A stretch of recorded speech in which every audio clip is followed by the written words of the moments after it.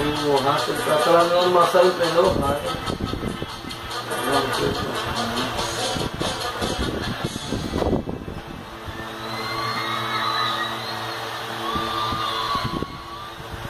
Quem tem paredão de som aí? Quem gosta de paredão Mas de vai som? pra sala não der.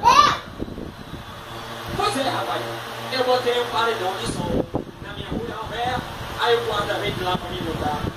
Botei a muniçoca no muito volume. Botei a muniçoca.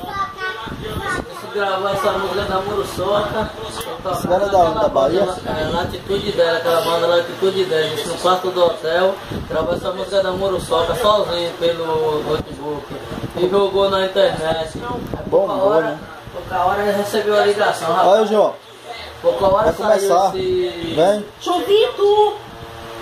Aquele cara doido, pai, aquele cara que ele canta igual, esse... Para de mexer! Oi, da Focão, Focão. Rapaz, Focão lançou um CD novo aí, tá bombando na internet.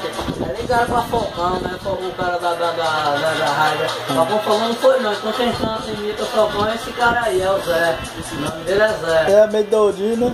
É, não sei o que ele tava cantando, eu tava na Atitude 10. Ele ligou pra ele, rapaz, tu gravou um CD e jogou na internet. Ele falou, não joguei não, ele ficou com vergonha.